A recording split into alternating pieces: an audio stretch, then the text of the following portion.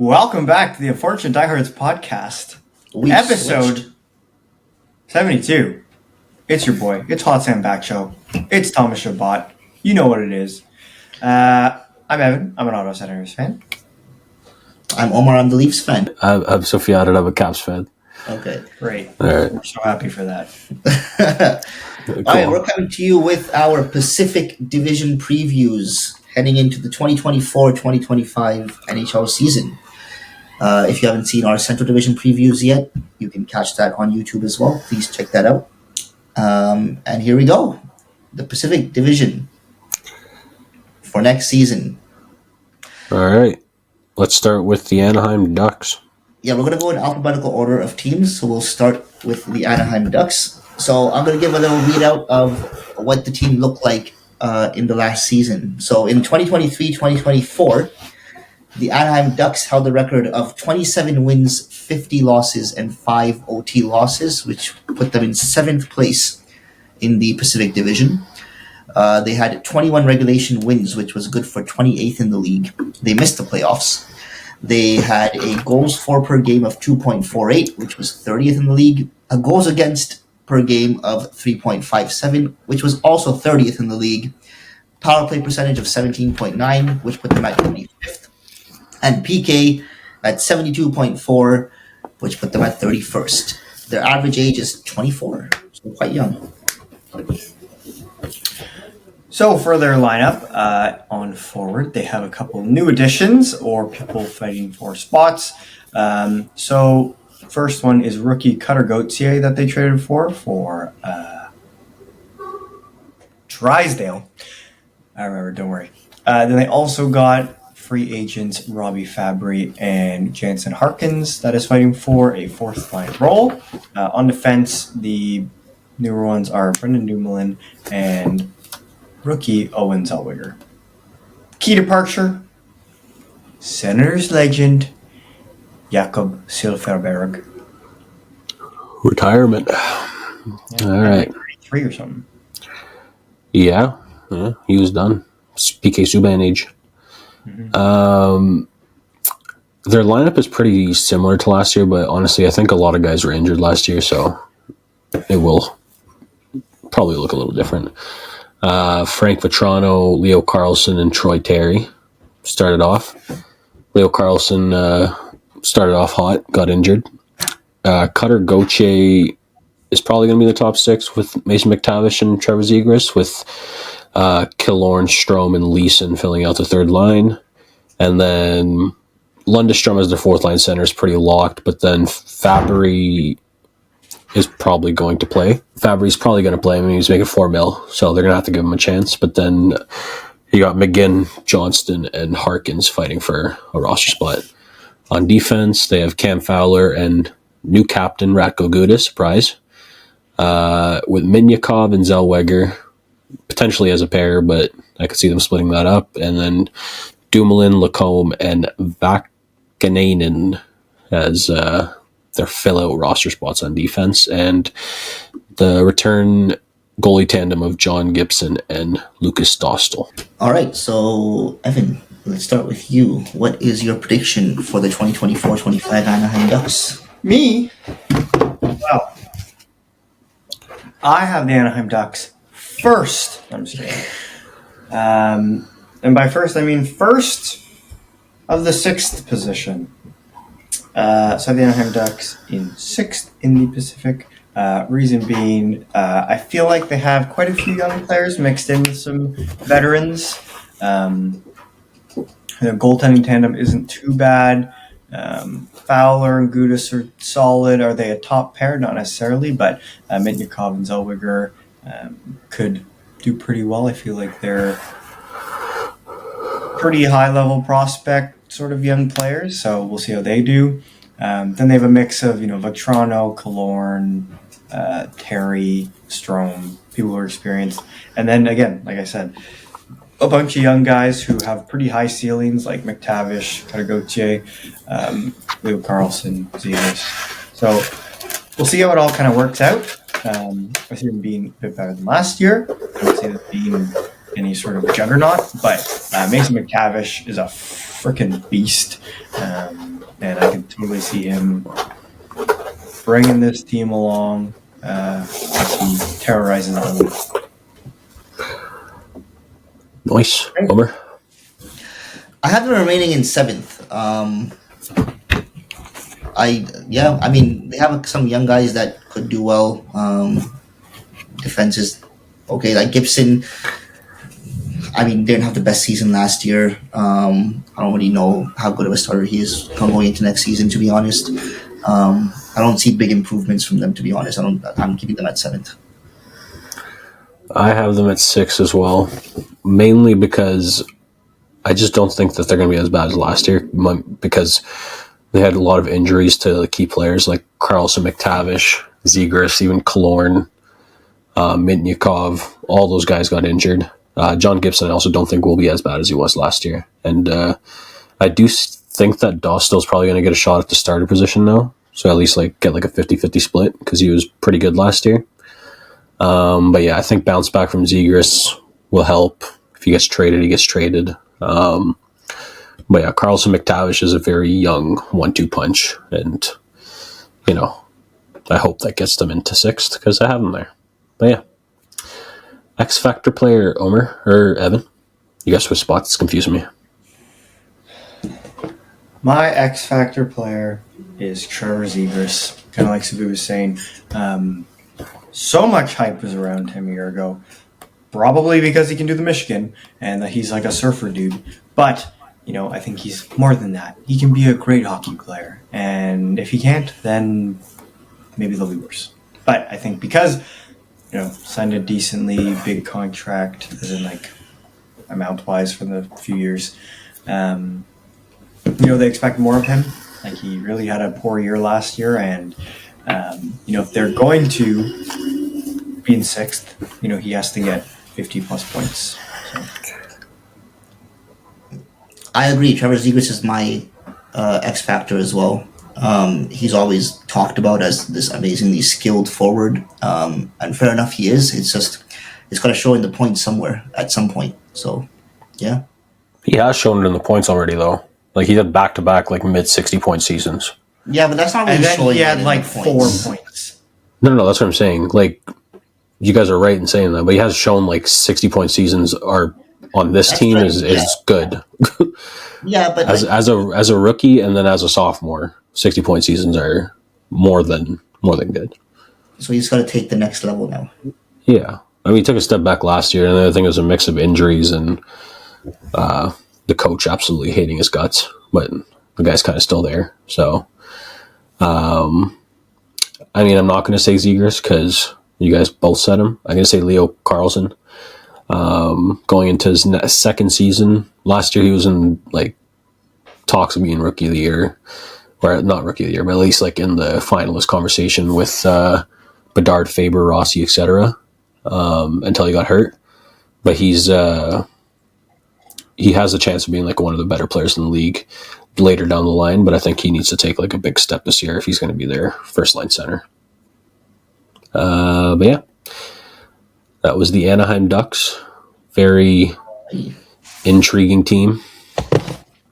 On to Calgary. On to the Calgary Flames. I do not want to talk about this team. So the Calgary Flames from a year ago, their record was 38 wins, 39 losses, 5 OT losses, 5th in the Pacific Division, 32 regulation wins, 18th in the league. They missed the playoffs. Goals for per game, 3.09, which was 19th. Goals against per game, 3.26, which was 23rd. Their power play percentage was 17.9, which was 26th, and their PK was 80.8, which was 9th, and quite surprisingly pretty good. And their average age is 25.9. I'm going to call it 26. All right, so for this team, their new additions being Capitals legend Anthony Mantha and Ryan Lomberg on forward. They have a couple rookies hoping to make the team in Jeremy Poirier and Samuel Honzik. On defense, they have quite a few new additions. They have Kevin Ball, ex Ottawa 67, Jake Bean, think there's a couple beans. And then Tyson Berry on a PTO, which I could see that kind of working out. Like, I feel like he hasn't really, like, everywhere he went since Edmonton, I feel like he hasn't gotten, like he's a good power play guy. Put him on your third pair and then put him on the power play, and he'll do well. And they really, like room on their power play though. Be on the power play as well, but adding Tyson Berry to like not the sexiest forward core on a power play would probably do them well. And then key losses: AJ Greer, current Capital, eat bread, and then Oliver Shillington and Jacob Markstrom to Sufi's fantasy team.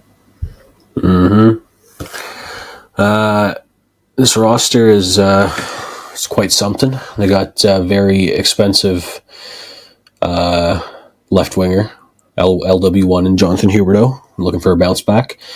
On the other wing is Sharon Govich or Kuzmenko, and then Mantha takes up the last roster spot in the wingers. Their top two centers are Kadri and Zari, who's a rookie last year, is pretty decent. The bottom six is the bottom six. It's got some players: Pospisil, Backlund, Coleman, who had a pretty decent year last year. Ryan Lomberg enters the bottom six as well. Kevin Rooney's there. Coronado has a chance of being a decent rookie, and then Peltier and Dewar are looking to make the roster. Know her. I knew that was coming. The top four is looking like Kevin Ball and Rasmus Anderson, and then Jake Bean with Kenzie Uyghur, and then Solayov and Miramonov are vying for roster spots with Tyson Berry and I think Zach Pakal is his name. And then you have a goalie tandem in Dustin Wolf and I think it's Daniel Vladar. Yeah. So, and then also they have a third rostered goalie that I don't have in here, Devin Cooley, who's also potentially looking to be on this roster as well. So, Omer, you want to start this prediction off? I have them dropping to sixth place. I don't think they've gotten better by any means. Yeah. I think they're heading towards a rebuild here. I don't see them making the playoffs. I don't see them improving the standings this season, especially not with Markstrom back there. So, yep. I have them seventh. I think this team is going to be significantly worse this year. Having Kevin Wall and Jake Bean in your top four is pretty tough. And then, I love Kadri. I like Sharon Govich as well. But the rest of the forward core, a lot of question marks. Kuzmenko and Huberdeau could be something, but we're looking for bounce backs out of Huberdeau at least. And I don't think Mantha's going to make that much of a difference in their top six either. So the biggest question mark is obviously goaltending. You have a rookie, and then you have a guy who's been a backup for 2 years, and he's been a pretty bad backup for 2 years as well. And then a third guy that's been a career AHLer. So there's not a whole lot of optimism for this team, but maybe they can tank for a couple of years and then get Connor Bedard's cousin in a couple of years. Evan? Weirdly, I feel like it's not going to happen, but the top six, I like Zari. If in Huberdeau and Kuzmenko have pretty high potential, they've scored lots of points before, and then Mantha, if he tries, is a second liner. So potential, I think, is actually pretty all right in their top six. It's not that bad.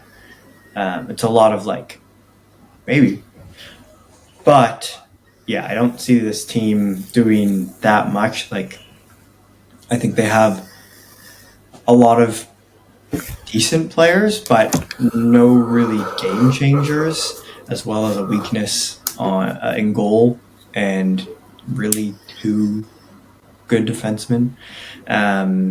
So I have them in seventh in the Pacific Division. Nice. Omer, X Factor. My X Factor for the Calgary Flames is, Dustin Wolf. He's vying for that starting position. He's I think he came in how many games did he play last season? I don't remember. But I mean it's his crease to I guess claim this year. So and he's gonna make a difference on whatever happens to them this year. Like if he turns out to be really good. You don't know what He had happens. 17 games last year. Yeah. So yeah, I mean it's essentially looking like it's his crease. But yeah. I would say him. Fair enough. My X factor is Huberto, mainly because he's making 10.5 mil, and he's coming off back-to-back 50-point seasons, which is just not good enough for someone that's making 10.5 mil. And that's pretty much all I'm going to say on that. Evan?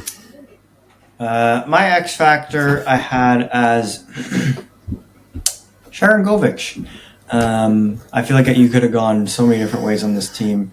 And Sharon Govich is on my fantasy team. So I would like him to score 30 goals again. And yeah, like if Kuzmenko has a down year, Huberto continues to have down years.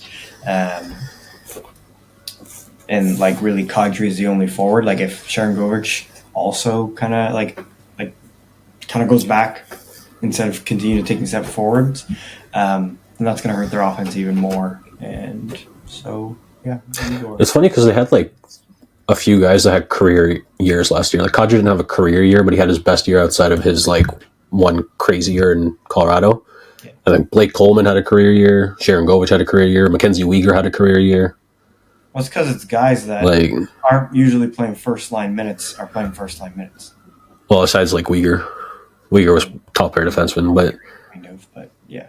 do we think he's going to score 22 goals again? I doubt it, but we'll see. You took him in the goals draft, so yeah. All right, let's move on to Edmonton. The Oilers. You mean electronic dance music? I want to see where Evan Sure. has the Oilers this year more than anyone else. Evan doesn't really underrate them in the regular season, I'll tell you that. So Yeah. there's also not much competition in the Pacific Division. All right, so your last year's Edmonton Oilers, they had a record of 49 wins, 27 losses, and 6 OT losses. Second place in the Pacific Division. 39 regulation wins, 8th in the league. Lost in the Stanley Cup final to the Florida Panthers in the playoffs. Goals for 3.56, which is 4th, and goals against 2.88, which is 10th. Power play percent 26.3%, 4th. PK at 79.5%, which is good for 10th. And their average age is 28 years old. Their LTIR was Kane, although it looks like Kane's going to be... Is he going to be back? No. He just had surgery. He's going to be out 5 to 6 months. Oh, okay, never mind. Yeah. All right. So, even though it's not colored on the side, the additions on forward for the Edmonton Oilers are Jeff Skinner, Victor Arvidsson, Vasily Podkolzin, Mike Hoffman. I don't know if I'm going to say Senator's legend, You have to. but Senator. Yeah, you have to, bro. Is that just because... His wife isn't a Senator's legend, but he is. Yeah. Legendary Senator Story, Mike we Hoffman. don't know who the right one is. And Matt Savoie also trying to get into the forward group. On defense, they have Ty Emerson, Troy Stecher, Travis Dermott on a PTO, as well as Josh Brown. Sens legend.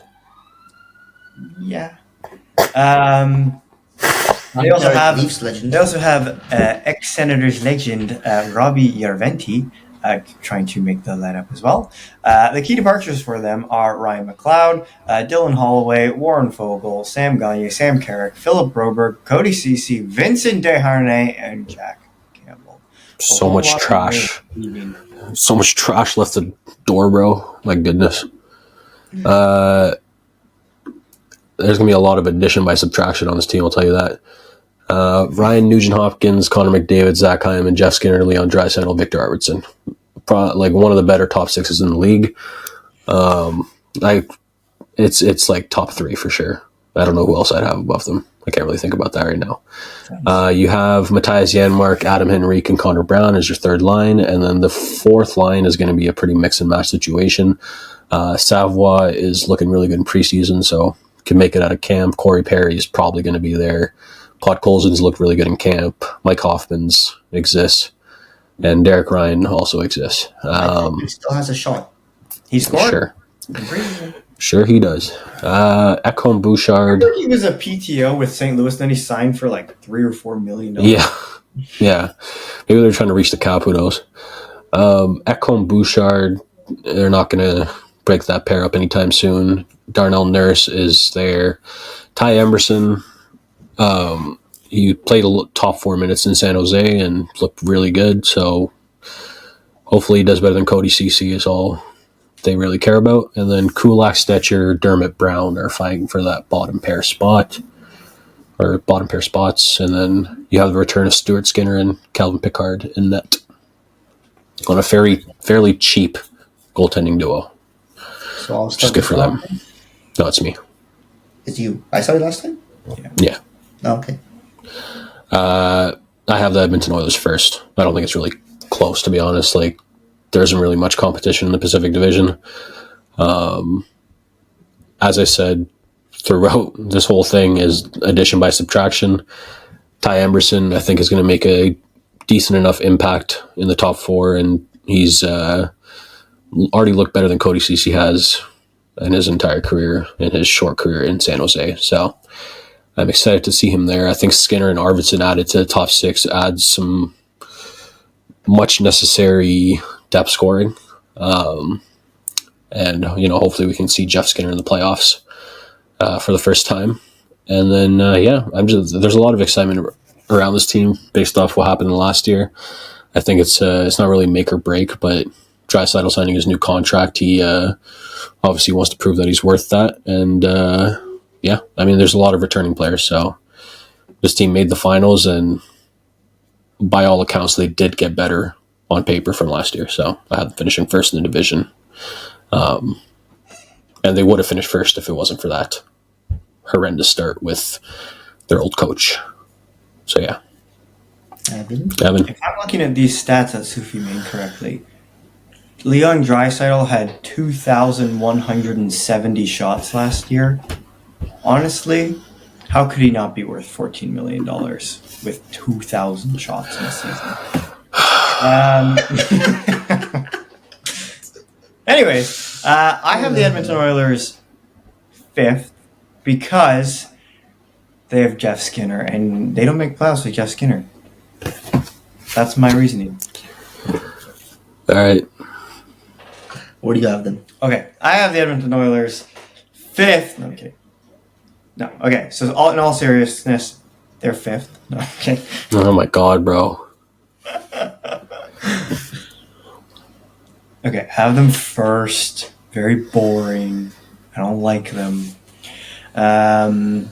Yes, they have a very talented top 6. I do actually really like the add of Skinner. I feel like, yes, he was overpaid by Buffalo. I don't know how he finessed that contract, but $140 a year is an absolute bargain for Jeff Skinner. Like, he easily could have like 60 points this year, 30 and 30, like without a doubt in my mind. I think their depth is improved this year. Yes, Arvidsson, is he a really good third liner on a Stanley Cup team? Maybe, but with other people who are far and above outstanding players, I think he fits in nicely. Excuse me. Then, goaltending, Stuart Skinner had a good year last year, but, he'll have to keep it up. Like, I want to see him be consistent for a more extended period of time. Because we've seen goalies who have great years and then they really don't pan out after that. So let's see if he can continue to be a good goalie at the age of 25. And I feel like that forward group is just going to win them a lot of games. And they got rid of Cody Ceci. Forgot to That is the main reason point that out. Yeah. The main reason they're at first is there's no more Cody Ceci back there. No, I got them first because they just look better on paper than they did last year. They're going to score more goals. Skinner's going to be great. I wonder if Hyman's going to get another 50 goals. Let's see. But yeah, it's I do wonder about Skinner. Stuart Skinner. I wonder about Stuart Skinner still. I'm not 100% convinced he's going to have an amazing season, but hopefully he does, and they're first. He just needs to Anyone be would notice good. that Skinner was in goal. Yeah. Stuart Skinner. Yeah. Yeah.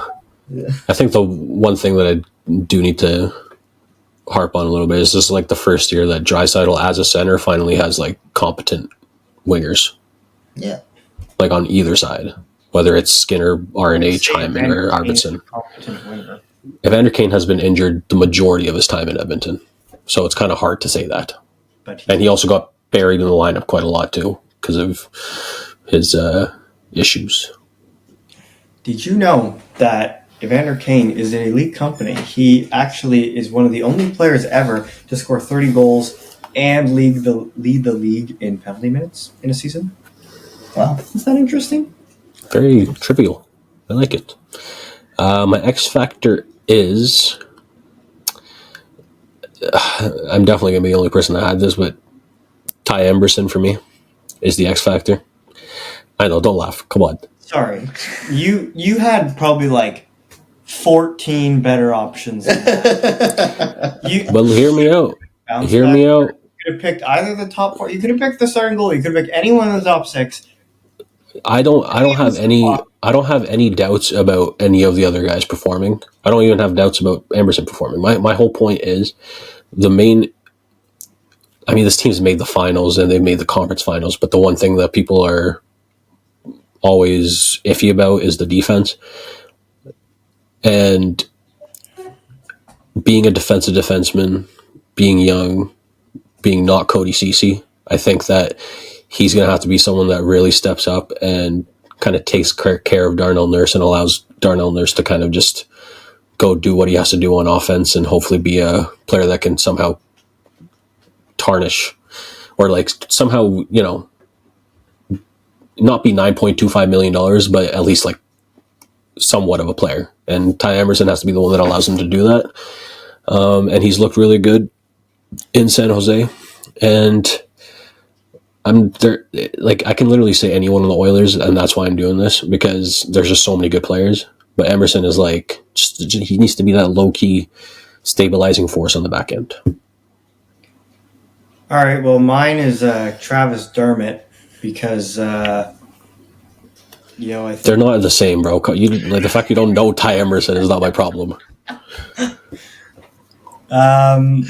mine's Stuart Skinner. Like I said earlier, I just want to see him be consistent throughout a couple seasons.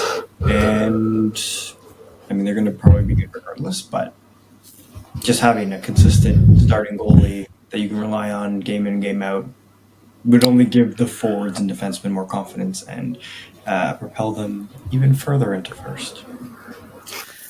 Yeah, for me, it's Jeff Skinner. I know he's going to come and do well, but it's just he's going to be benefiting a lot from Draisaitl passing him the pucks, and he's going to be.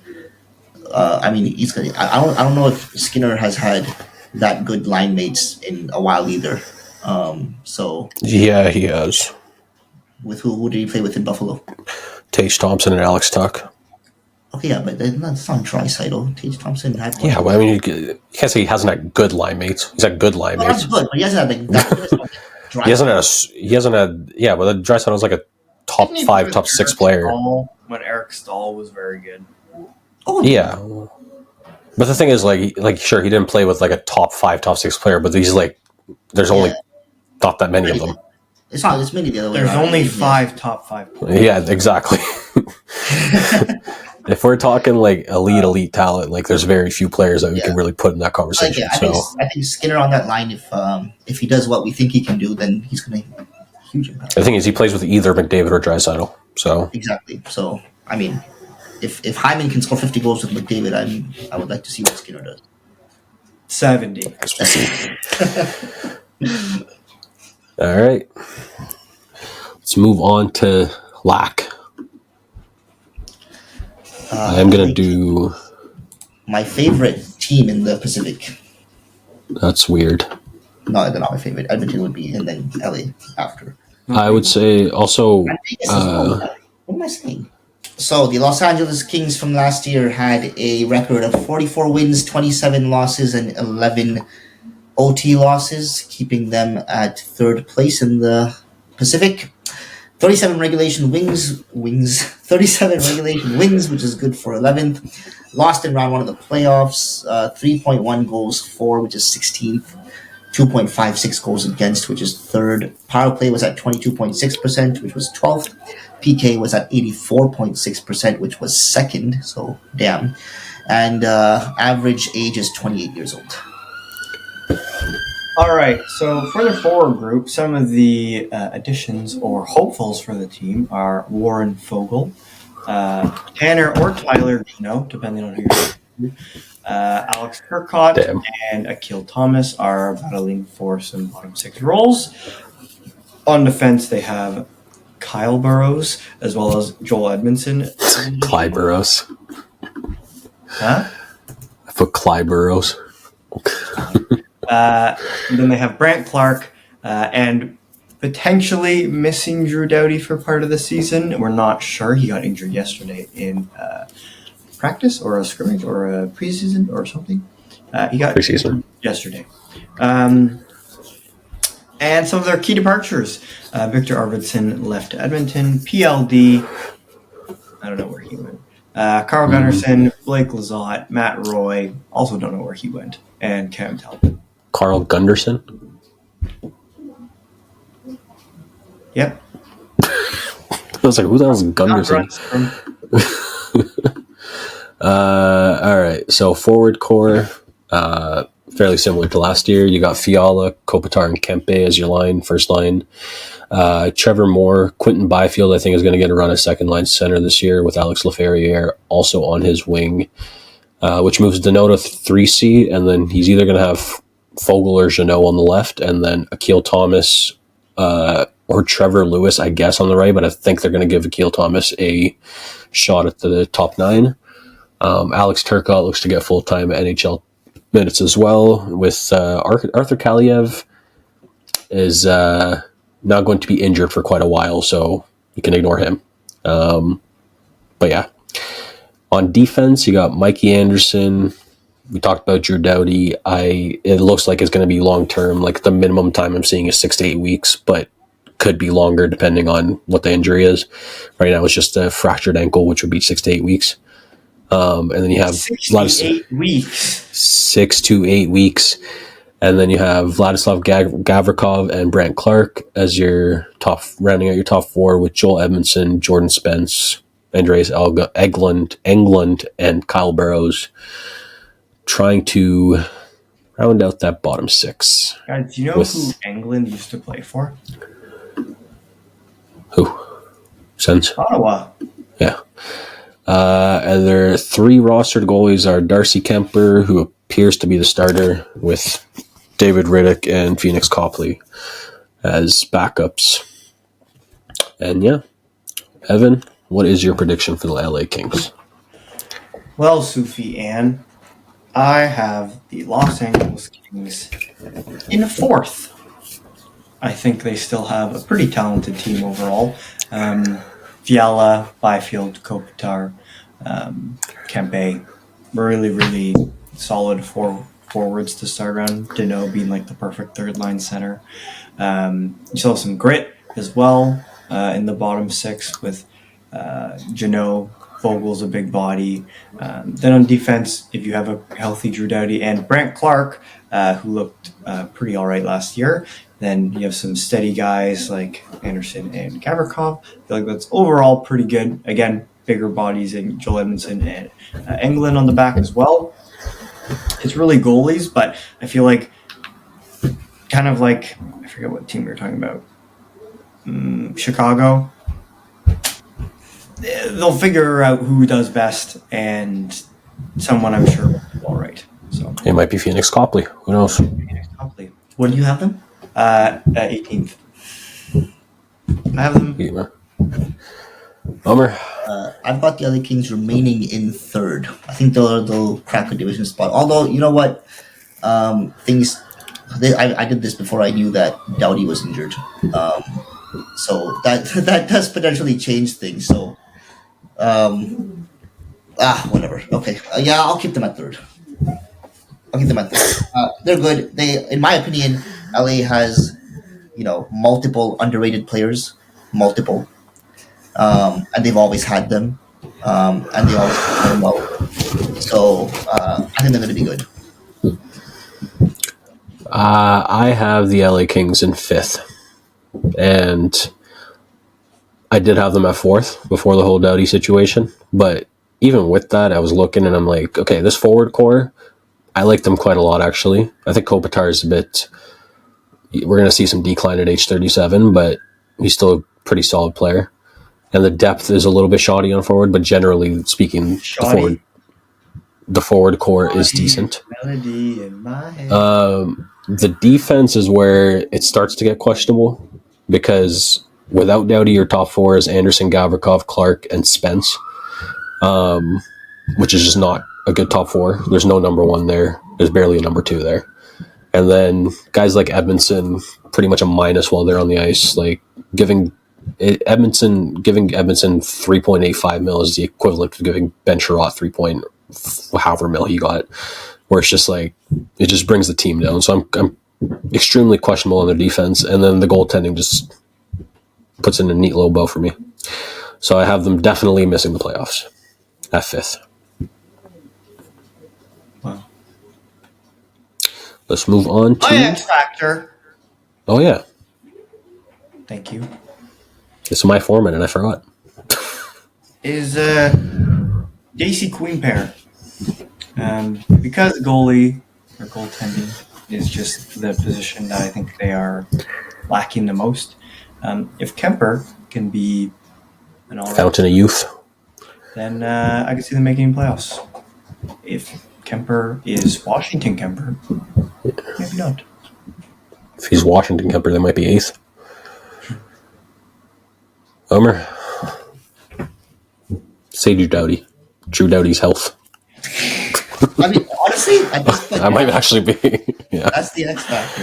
That is the true X factor. But I'll give you what I originally had. I had Quinton Byfield. If he can take another step this season, that would be very much needed, especially if Doughty's injured. Actually, Yeah. And their forward core, like I think guys like Byfield and stuff, even Kempe and Fiala at this point, they need to kind of start making up for the fact that Kopitar is 37 years old. So, I think a guy like Byfield to come in and really up his game and take a little toll off of an aged Kopitar would be helpful and much needed. Fair enough.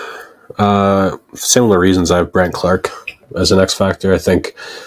I had him as one before the Doughty injury, but now with the Doughty injury, he moves into RD1. So he kind of has no choice but to be an exceptional player.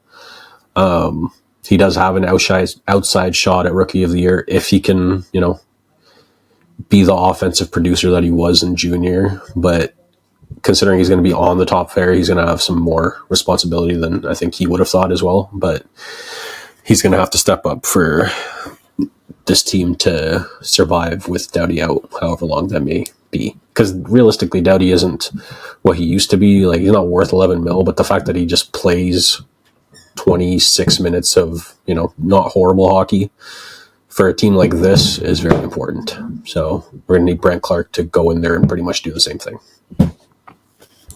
Yep. San Jose Sharks, everyone's favorite team. Oh my God, this is a long list of additions and departures. All right. Last year's San Jose Sharks had a record of 19 wins. Damn. 19 wins, 54 losses, and 9 overtime losses, which was surprisingly good for 8th place. 14 regulation wins, which was 32nd in the league. Missed the playoffs. Goals for 2.2, 31st. Goals against 3.98, 32nd. That's tough. Power play 20.2, which is better than I thought they would be, I guess, 20th. And PK is 75.4, 28th. I mean, honestly, better than I thought. And average age is 26 years old. Look at that shot 4 shots against, by the way. 32nd. Yeah. So on forward, they have quite a bunch of new faces. We'll start off with the big ones, being Will Smith and Macklin Celebrini being their top two centers. Average age between them being 18 and a half. So hopefully all goes well. They're incredibly skilled. Hopefully Wenberg and Goudreau can maybe help with face-offs. I don't know. But also they have Tyler Toffoli, Alex Wenberg, Mark Goudreau, Ty Delangria, and Carl Grunstrom coming in to round out the new players on forward. On defense, they have Cody Ceci and Jake Wallman, and they also have Askarov being their new hopeful starter. They also have Mugamadulin hoping to break into the lineup. The departures from this past season are Philip Zadina, Mike Hoffman, Kevin LeBanc, David Edstrom. Is that right? Yeah. Yeah, it's extra. Barabanov, Emberson, Burrows, Carpenter, and PTO for the Senators, Kalen Addison. He hasn't been cut, right?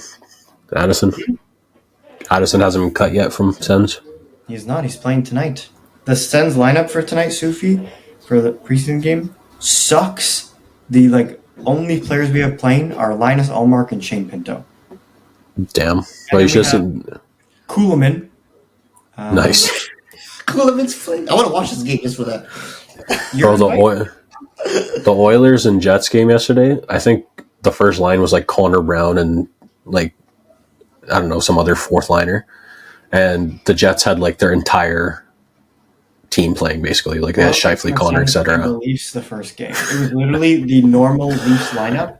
And the Sens AHL team. Reinhard scored twice. Yakimchuk scored. Yamarchuk. Yeah, it was a whole lot of nothing. Alright, look at that name, bro. Shakir Muhammadulin. Muhammadulin. That's so, bro. That's gotta be Muslim, bro. Do you even know what position he plays? Huh? You know what position he plays? No, actually, I don't. He's a defenseman. He's one of the better prospects. He's the one that's half Korean and something. No, that's Zane Perica in the guy, yeah. Calgary. All right, so I think this one's Chechnyan or something, Russian Muslim. Okay. All right, so their lineup is looking as so. A lot of new faces, as Evan said. You got Celebrini and Smith down the middle, with Granlund and Eklund on the left in the top six, and Tyler Toffoli is a new addition, signed a long-term contract somewhere for the first time in a while, and it happens to be San Jose, so good for him. And then Fabian Zetterlund is also rounding up the top six. In the bottom six, their whole third line is new, and Barclay Goodrow, Alex Wenberg, and Ty Dellandrea. And then fourth line center is Nico Sturm. Logan Couture I mainly have out of the top 12 forwards because I have no idea if he's playing or not. There's very little news on him, but he could be there, so who knows. And then Grunstrom, Cunnin, and Costin are fighting for spots on that fourth line. Their defense is Mario Ferraro and Cody Ceci as a top pair, legendary. Jake Wallman and Matt Benning as their second pair, and Mark Edward Vlasic and Jan Ruda as their bottom pair. That is tough. Henry Thrun is also vying for You know what's hilarious? a spot there. Jake Wallman is 8 years old.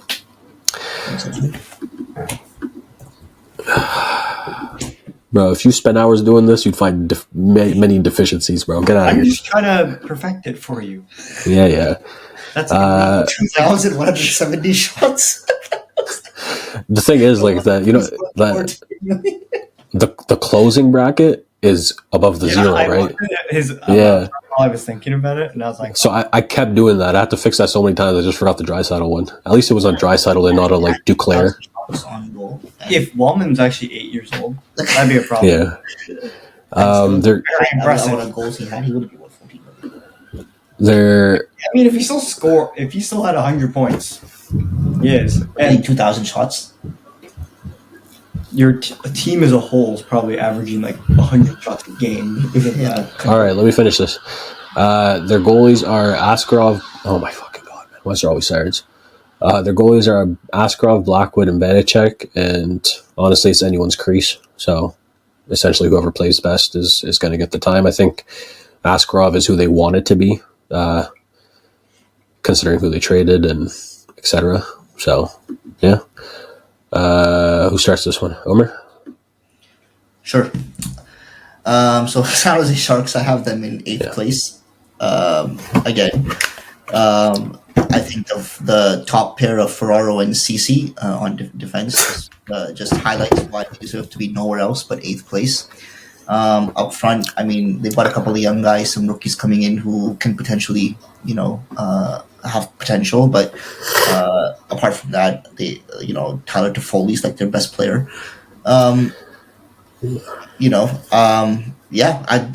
There's nothing. I look at this team and be like, hey, they're going to improve in any way. So yeah, they're eighth place. I have them eighth as well. Same reasons.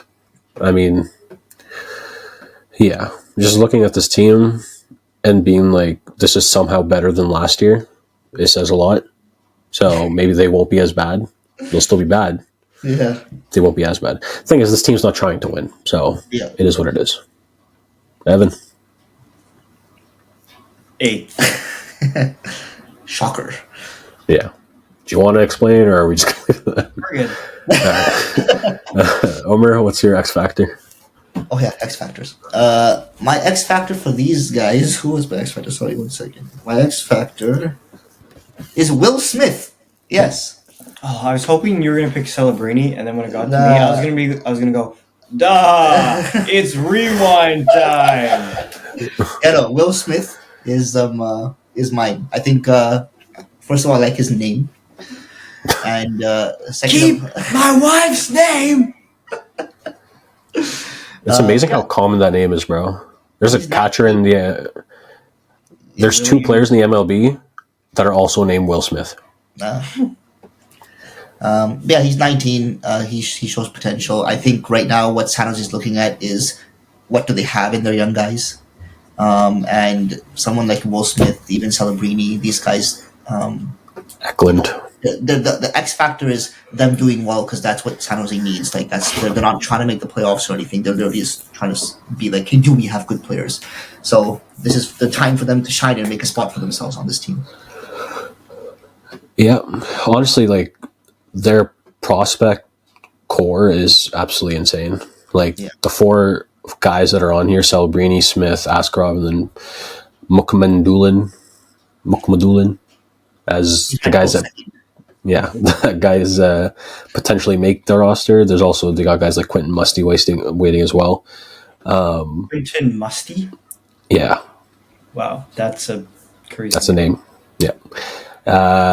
So like this core could be sick in a few years. But my X factor for this year is William Eklund. He had a pretty solid last year.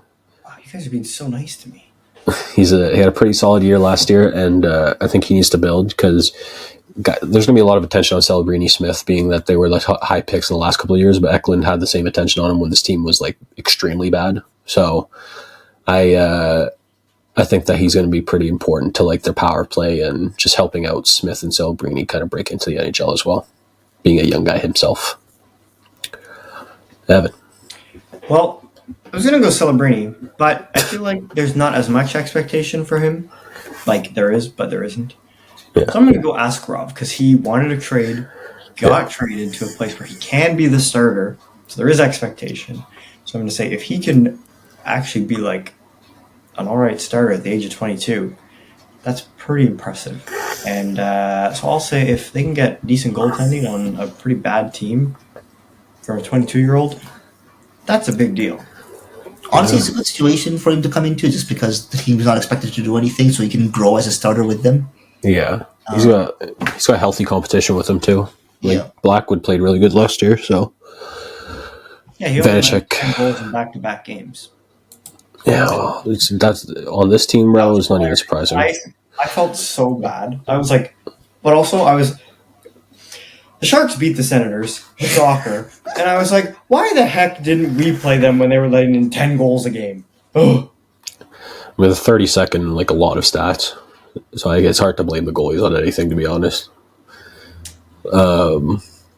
But yeah, let's move on to Seattle. The Seattle Kraken. Release the Kraken. Okay. Last Alright. year, Seattle Kraken went 34 wins, 35 losses, and 13 OT losses to be in 6th in the Pacific. 28 regulation wins, which was 25th in the league. They missed the playoffs. In goals for, they were 2.61, 29th. Goals against, 2.83, they were 9th. Power play percentage, 20.7, good for 17th. PK, 78.8, good for 20th. And their average age is 28 years old. Their new additions on forward.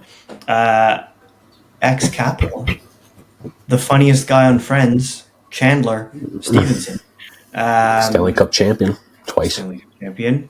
As well as rookie Shane Wright is hoping to get that fourth line center role. On defense, big fish again, Brendan Montour, as well as Josh Mahira. Stanley Cup winner. Were Thomas Tartar Sauce, Tyler Yamamoto, Pierre-Edouard Bellemare from France, Brian Dumoulin, and Justin Schultz. Alrighty, let me get into this lineup. I just want to check something first. Yeah. So, their forward core, honestly, They're just you live in what's it called, Arkham? Like literally, there's never not sirens going on. This is stupid. Yeah, what's going on over there? Like who knows, bro? Penguin must be about just terrorizing Honestly, the city right now. I live like moderately close to a hospital. Okay. Yeah, so it makes sense. But yeah, it's still like for this amount of time, it's pretty concerning. Like I've never had this many in this amount of time.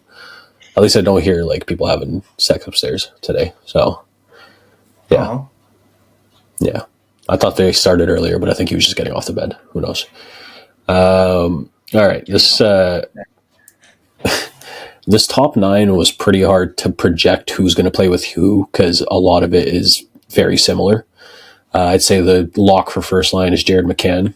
Matty Beniers, Oliver Bjorkstrand are potential to play with him. And then you have Jaden Schwartz, the new addition of Chandler Stevenson and Jordan Eberle. But I could also see Andre Burakovsky moving into the top 6. I could also see Tolvanen moving into the top 6. Yanni Gord, I think, is pretty settled at third line center. And then Cartier, Wright, and Tanev as their fourth line. Don't think there's many other forwards in their organization that are vying for that spot. The defense is looking pretty good, actually. You have 2 additions from the Panthers Cup winning team in Brandon Montour and Josh Mahura. Done with Montour and Adam Larson with Mahura. And then Alexiak and Borgen round out the top 6 with Riker Evans at left defense in the 7-hole. Another Evans, eh? You know what I was Probably. thinking? The guy's name's Cartier. Yeah. Imagine the designer watch or whatever brand was spelled like that instead of how it's spelled. It would be like in Costco. It would not be Yeah. a brand. His first name's also Ty, which is, I don't know. It's wild. There's some names on this team. And then Grubauer and Decord in net. Decord took over the starting spot last year. I mean, this team was 9th in goals against last year, which is absolutely ridiculous. And Decord played most of the season, so credit to him. And then Grubauer, maybe he'll come back and have a decent year. I think it's very much possible, but it's pretty strong tandem either way. Imagine they just added one really good forward to this team. That's yeah, I don't know. Like if All JT right, was on this team. guys, I'm starting this off. We're going to start it off with some controversy. I have the Seattle Kraken finishing 2nd in the division. Whoa! I think this is a very strong decor and goaltending tandem. Like strong as in the gym or Sure, both. Vince Dunn is a pretty hefty guy.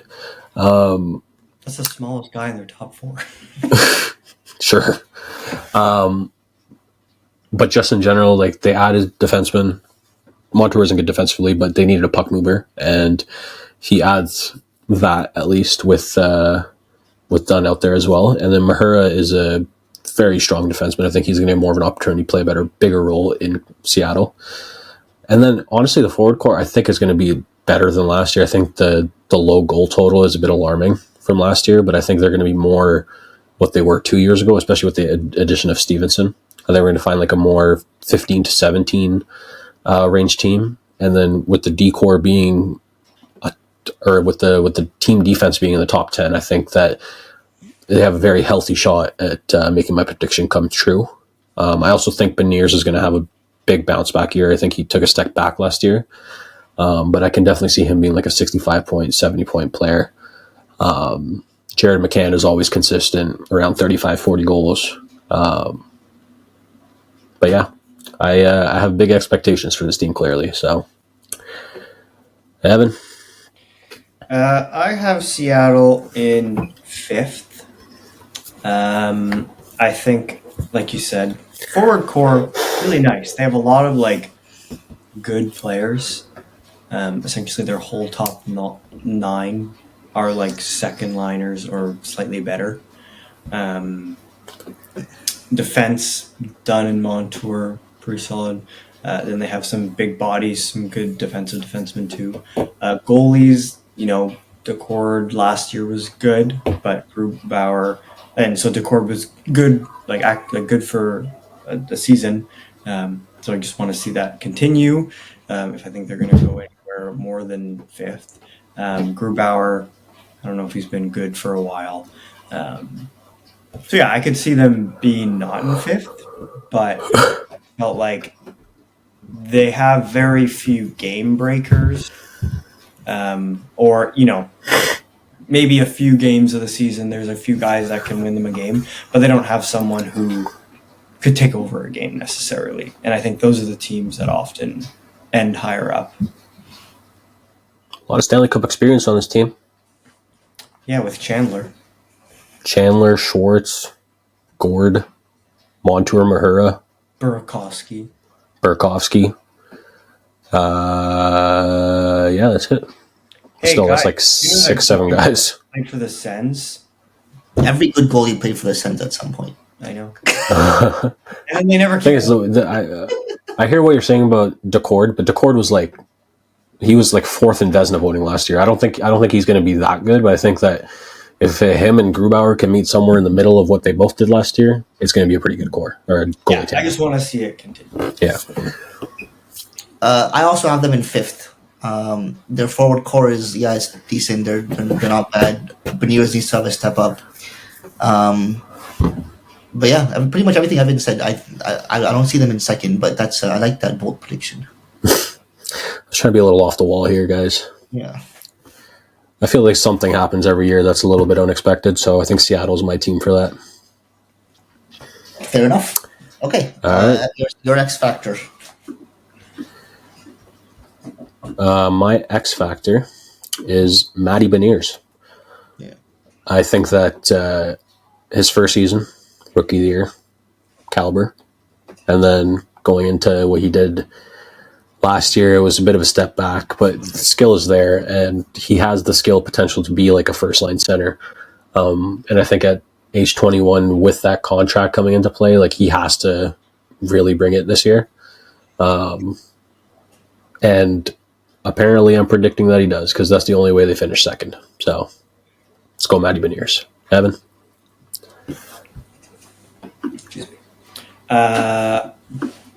X Factor is goaltending, so I'm going to go Joey Decord. Like you said, finished 4th in Vezina voting.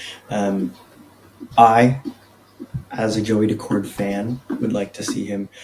Sufi has Joey Decord's speed guards. What? Yeah, I've been using those. The guy at Hockey Life was like, "You played for Arizona State?" And I was like, "No." Just like, yes, maybe we did. No, he was a very stoic individual, so he wasn't really a joke guy. And I was like, "Yeah, no, I just have the guards, bro." So we moved on. But yeah, so again, just wanted to see some longer, extended success out of their goaltender, and that could get them into 2nd, I guess.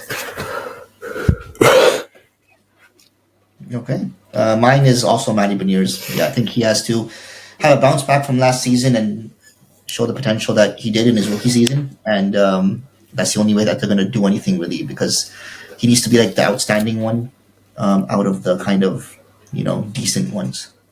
Oh yeah. Also, the other reason I had Seattle up here is because I think that the next two teams we're going to talk about are going to drop significantly in play.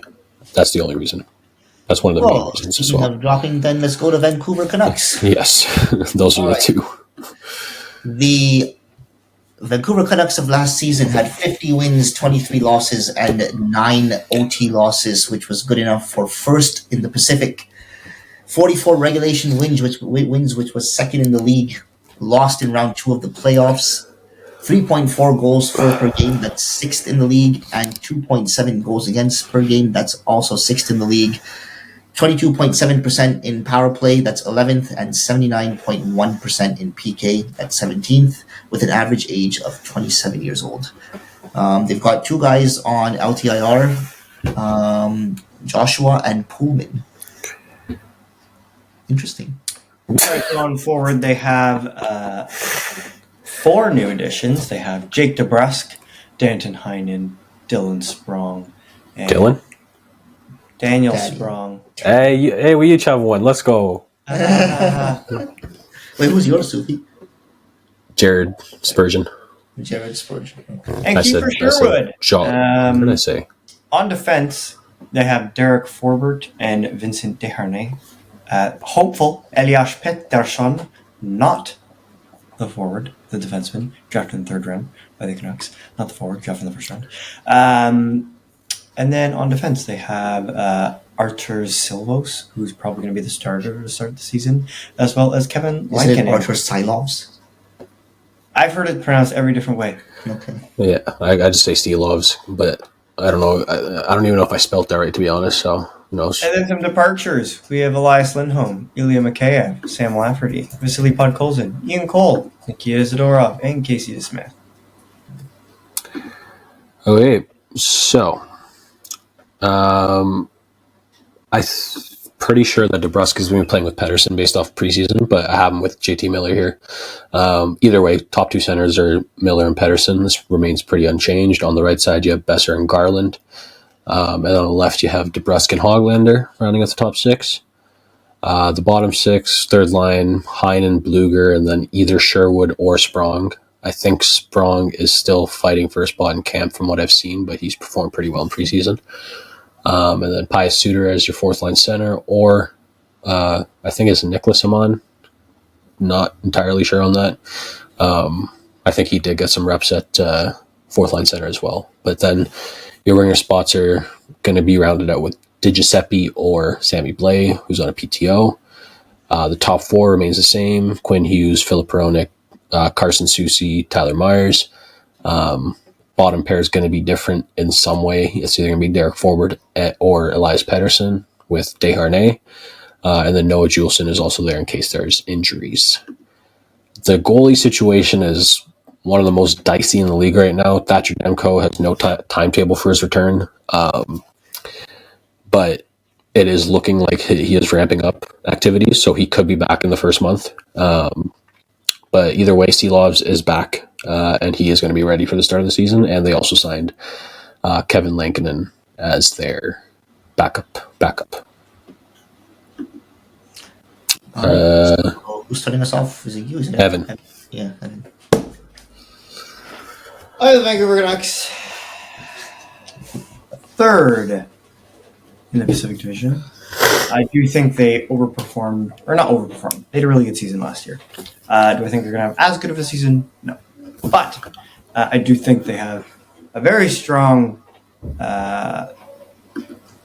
maybe not whole top 6, but they have very high-end talent in that top 6. And they also have what's it called? Norris Trophy. I should know that as a Senators fan. So Quinn Hughes, also just electric. They have lots of size on the defense, regardless of how good you think they are. Forbert, Myers, Desharnais, all big boys.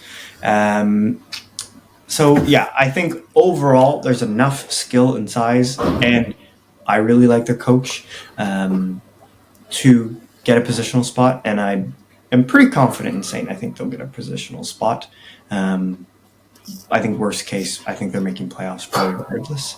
But yeah, I have them at second. I think Hughes is going to continue being Hughes. I'm hopeful. I think Besser and Pedersen can build off of last season. Besser was he broke out of some crazy slump last season. So if he can continue producing, I think their top six is good. They have a lot of skill. The big thing is the goalie health, like what's happening with Demko and stuff like that does. So yeah, they're not going to outperform the Oilers or anything like that. They probably did outperform last season, but I think they'll get a divisional spot. Yeah. This is a big decision on my part because whichever team I don't pick at third, or if I don't put them at third, that means the other team doesn't make the playoffs or the other way around. Blah, blah, blah.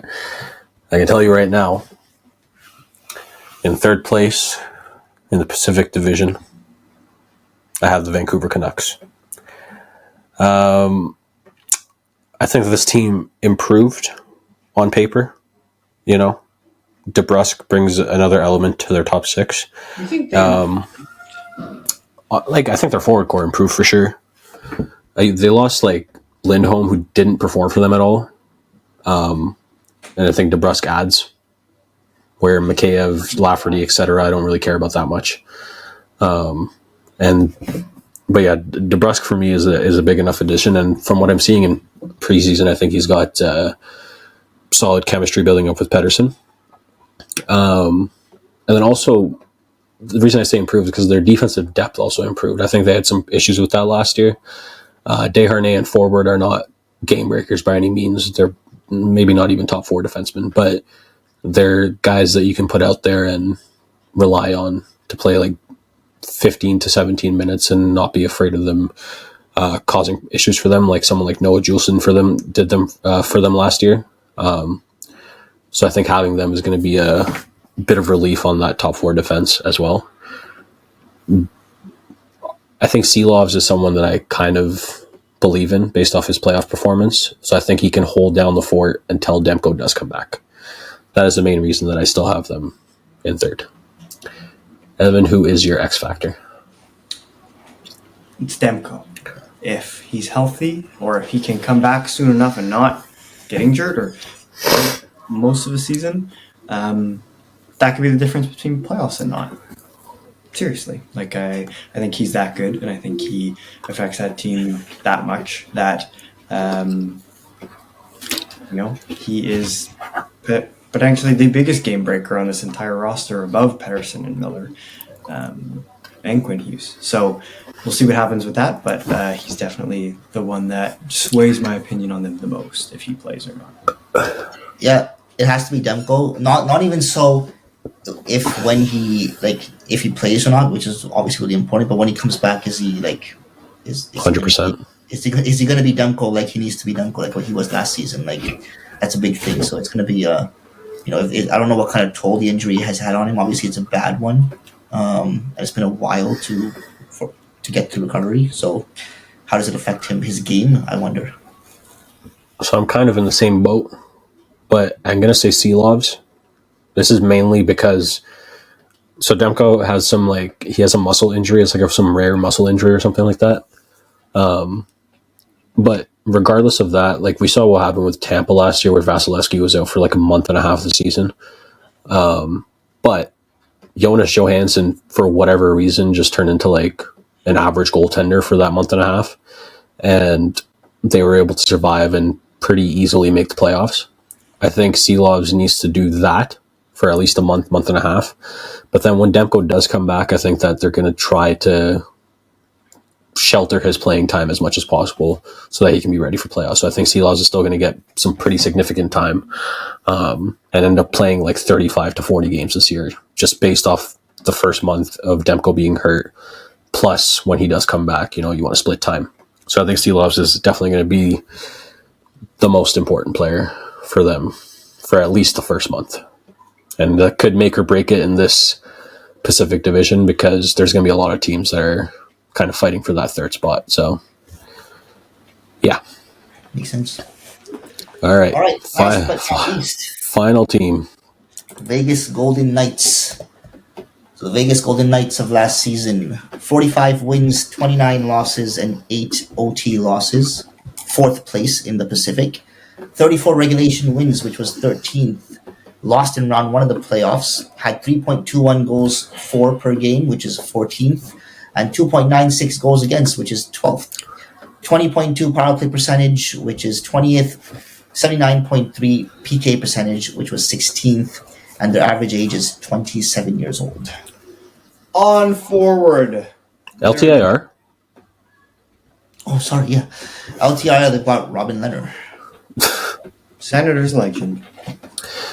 On forward, they have Victor Olofsson, Alexander Holtz, and as well as Tanner Pearson on a PTO. Leafs legend, next one. Brendan Brisson is trying to break into the forward group as well. Then in goal, they have Ilya Samsonov and Akira Schmid. Did you really call him Leafs legend after that playoffs, bro? Damn. And their key departures being Marchessault, Stevenson, Mantha, Cotter, Carey, Amadio, Martinez, and Logan Thompson. Okay. This lineup is definitely going to be interesting. This team got kind of gutted this past offseason. But their center core is holding pretty strong. Eichel, Hurdle, Carlson. Some injury questions with Eichel and Hurdle the last few years, but generally speaking, it's just really good center core. The wings is where it gets a little dicey. You do have superstar Mark Stone, plays 50 games a year. Hope for the best. Let's hope he can play at least 60 this year. And then you have Ivan Barbashev, Victor Olofsson, Brett Howden, Dorofeyev, Alex Holtz, maybe Tanner Pearson, all fighting for some kind of spot in the top six. That's right, top six. With Quentin Howden, or with Rondberg, Nick Roy, Colasar, and Brisson trying to round out that forward core. The D core is Hannafin, Pietrangelo, McNabb, Theodore as their top four, and then Haig, Whitecloud, Hutton, Korczak vying for that bottom pair. And their goalies are Hill, Samsonov, and Smead. Homer? All right, with the Vegas Golden Knights, I have them in third place. Yeah, I'm keeping them in third place. The team's definitely gotten, on paper anyway, a little bit worse. No more Marchessault. A little bit worse, bro. But that being said, they've still got Eichel. They need a big year out of Hurdle. They've got William Karlsson still. They've got Mark Stone, even if it is for 50 games.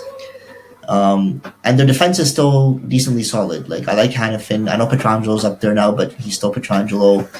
You've got Theodore. You've got McNabb. Aiden Hill's he's a decent goalie, and he's proven it.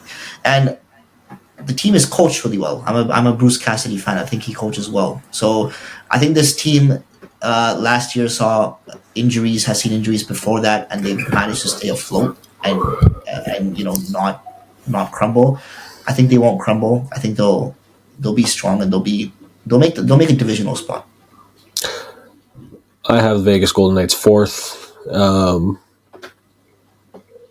To your point, they did perform pretty well with some injuries last year. The difference is they had depth to cover those. This year they do not. If Mark Stone gets injured, you're looking at either Holtz. Okay. When Mark Stone gets injured, you have Dorofeyev, Holtz, or Victor Olofsson moving into the first line, which is crazy. And then there's no depth on the wings. There's no scoring coming anywhere outside of like their centers and maybe Mark Stone. But then that's not the only issue for me, right? I think the problem with their goaltending, you had Thompson and Hill. The reason that worked is because Thompson played 45, 50 games. Hill played 30, 35. And that's all Hill has. That's the max Hill has done for his entire career. Samsonov has had one season in his career where he's been an above average goaltender. Every other season, whether you look at advanced stats, regular stats, whatever, even with good defensive teams in front of him, he's been a below average goaltender. So you're looking at a guy that's had a pretty rough career thus far to play 45, 50 games for you, because Adin Hill is not going to do that. They save Adin Hill for playoffs. That's effectively what they do every year. The decor is good. I like their decor quite a lot. I think Pietrangelo definitely played worse last year, but I think he could hold out at 34 and be serviceable. Theodore, again, one of those injury-prone players, and if he gets injured again, it affects the team a lot more this year than it does last year. That's the reason that I have them out of playoffs, because you have injury-prone players, but you're also one injury away from your team looking significantly worse. And that mix for me doesn't bode well for a team trying to make the playoffs. I have them in second because I think they're strong in the most important areas, being centers. Like their top three centers, they're healthy, really, really good. If Mark Stone's healthy, also another two-way, just merchant. Their top four defense and just defense in whole are really big. It's just like probably one of the best defense cores in the league. And I don't think Samsonov has a ton of experience, but I think the combination of those three goalies, they can definitely get a bunch of wins. Samsonov has experience. He's just bad. And Bruce Cassidy, like Omar, I think is a good coach. And so I could definitely see this team still somehow being successful. I feel like regardless of who they have, they get rid of so many people, get so many new people every year, they're still successful. Yes, I don't think all these people are as good on paper. Olofsson, if they just play him on the power play, he'll score like 20 goals somehow. Holtz is still young and was a highly touted prospect, so maybe he has a decent season. Tanner Pearson could be a good guy. So I still see them being a pretty successful team, especially if they're competing against like San Jose, Calgary, Anaheim. It's definitely doable. So I have them still pretty high, even though they lost a lot. I think my issue with them is just like their injury-prone players are their best players. Like Eichel, Stone haven't played more than 60 games, or haven't played more than 65 games in since 5 years, something like that. And one of them getting hurt is pretty big for their team. Same with Shea Theodore. Shea Theodore also has missed half the season, 3-4 seasons in a row. So I think that the mix of those things, if you get a fully healthy, if I'm looking at this team specifically, it has a shot at making the playoffs, but I'm banking on at least one injury happening, and that being more than enough to knock them out, because they have had. Yeah, that's essentially what they're hoping for, right? Because Eichel, Hurdle, Stone, Theodore, Pietrangelo, all have pretty long injury histories. So and recent injury history too. Not this isn't from a few years ago. These players have consistently gotten hurt. So we'll see. Must just be the healthiest years of all their careers. I think that's what Vegas was hoping for at this point. But I'm right though, right? Because they had when you have Marchessault, Stevenson, Mantha, it kind of makes up for the fact that if Stone gets hurt, you can move Marchessault up. If Eichel gets hurt, you can move Stevenson into the top 6 role. And then they added Mantha at the deadline, added more depth scoring. But now those guys are gone. You're looking at Olofsson, Holtz, or Pearson as your I think with just so much success they've had with this team, I guess it's different players every year, but I think they couldn't afford what these guys were getting. Stevenson got over $7 million. Mantha got 3.5. Marchessault got 6 or something. But Mario, they weren't able to keep all these guys, and so they tried to find cheaper options that could work. In Olofsson for $1 million, Holtz for less than $1 million, PTO for Tanner Pearson, and then the goalie it's less than $3 million. I do think they did pretty well with spending really not much money.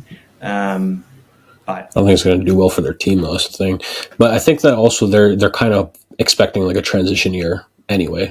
I think this team is okay, maybe we can take a step back this year, and then some contracts expiring, or rookies coming out of the system. I think they're going to try to retool a bit this year. And if they miss the playoffs, they're like a fringe team essentially, where they could make it if literally everything goes well. I think they can make it.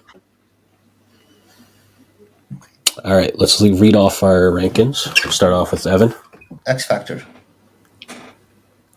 Oh, X Factor. all right. Is it me? Yeah. All right. I love you, Homer. My X Factor. My X Factor is Ilya Samsonov. I think he gets the majority of starts, not because Adin Hill is a worse goalie. Adin Hill is a better goalie, but I think that they know what they have in Adin Hill, which is 30, 35 games of really good hockey, and save him for playoffs. But someone's going to have to play the rest of that time, and it's not Logan Thompson anymore. So Samsonov's going to have to come in and be at least average for a hopefully healthy Vegas Golden Knights team for them to make the playoffs. Evan. I was also thinking of goalie, but I'll go Adin Hill. Maybe this is the year where he can push himself a little bit more and play 50 games or something like that. And Might have Samsonov to. will be a very serviceable backup and give them some decent games. So, yeah, I think goaltending is definitely...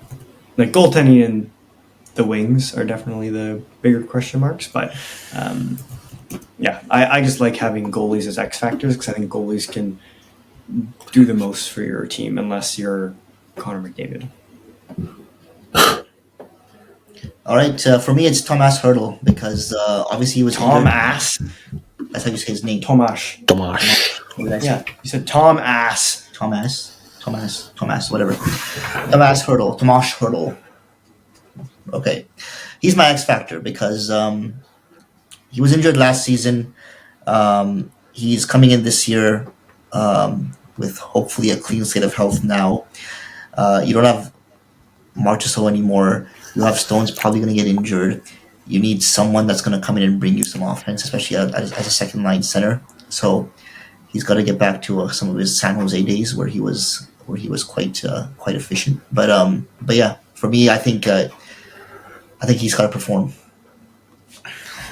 in order for them to have a chance at replacing, or not replacing, but like it's kind of like that that Moneyball scene where they're like, we got to replace Giambi, and Brad Pitt's like, we can't replace Giambi, but we can get guys that can equal what he does or something, like whatever. So Yeah. it's kind of like that. Like they've lost individual guys this season, but they have guys like Hertl. They've got guys like Carlson. You've got these guys who got to come in kind of like a tandem and be like, we got to make up for this. So One of the richest teams in the NHL is moneyballing it. Damn. so Hertl needs to step it up. My eighth team is the San Jose Sharks. There you go. San Jose Sharks. My team is the San Jose Sharks. Seventh, Calgary Flames. 7th, Anaheim Ducks. 7th, Calgary Flames. Sixth, Anaheim Ducks. 6th, Calgary Flames. 6th, Anaheim Ducks. Fifth, Seattle Kraken. 5th, Seattle Kraken. 5th, LA Kings. Not making the playoffs. Seattle miss. Fourth, the Kings make the playoffs. 5th for me, Seattle miss. 4th, Vegas, and they make the playoffs. 4th, the Golden Knights, and they missed the playoffs for me. Third, Vancouver. 3rd, LA Kings. 3rd, Vancouver. Second, Vegas. Yeah, 2nd, Vancouver. Sorry, Vancouver for me 2nd. 2nd is Seattle for me. First is electronic dance music. First for me is also electronic dance music. The Edmonton Oilers. 4th for me is the Oilers. Please watch us on, or listen to Please. us / watch us. Please. Listen We to need us / watch us on Spotify, Apple Podcasts, Amazon Music, Stitcher. Stitcher, iHeartRadio, Sirius XM. Watch us on YouTube and check us out and follow us on Twitter, Instagram, and TikTok at The Unfortunate Diehards. Please. See you next week.